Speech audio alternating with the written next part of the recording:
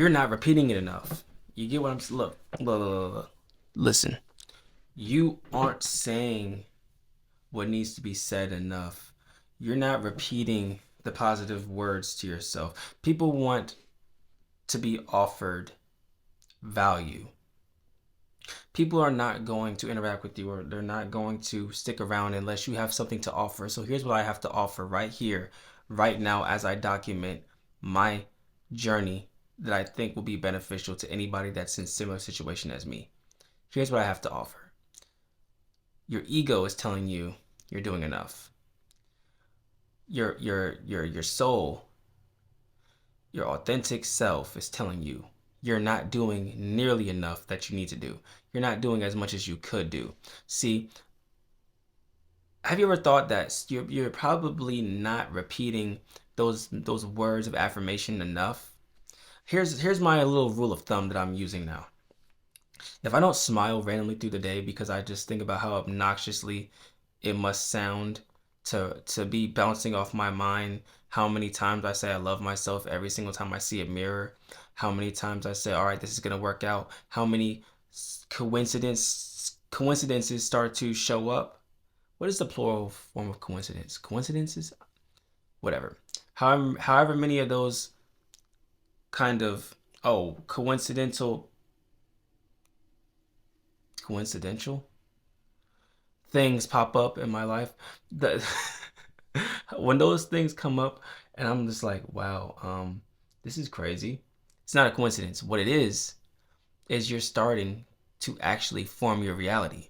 And it starts to feel larger than life, starts to feel like, oh, this is too good to be true. Because again, you started saying it and doing it so much. Your life, your cells, your outside world has no choice but to follow what you told it to follow. And that's all. That's what I want to get out of here today. That's what I want to let you know. Have you just fathomed the idea that maybe, just maybe, you just haven't put in enough work, that you think that you are doing, but you're really not? You know, it's not a dig, or it's not me trying to, because sometimes my ego comes to take control. It's like, oh, you're doing everything. No, you're not. No, you're not. You're not. Simply, you're just not. And like I said, rule of thumb, if you don't feel like a little kid on Christmas Day or whatever, happy, just super full of joy because dang, I love myself and I'm putting myself in these positions and you're not there yet. Because if you don't feel like that, why don't you?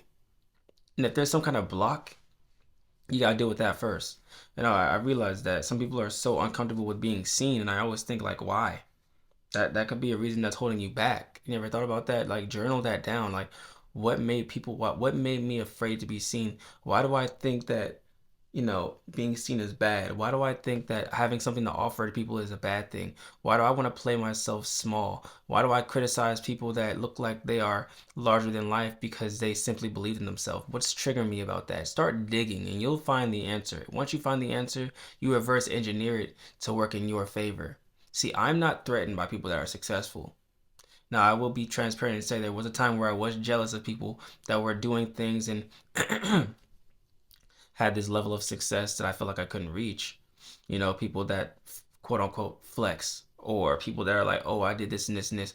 But then I realized if I'm triggered by success, why would I not? Why would I get it? If I'm telling my mind, Roderick, you hate success, then I'm never gonna get it because I'm telling my mind I don't want it. That's why I really don't recommend, if one thing you want out of life is wealth, health, prosperity, and you see somebody with wealth, health, and prosperity, don't criticize how they got it unless this is your professional duty to do so. Don't ask people stupid questions like, "Oh, you must not have to sacrifice, or you had an easy life." Don't do things like that because it's gonna underhand serve yourself, and you're gonna end up with not exactly what you want.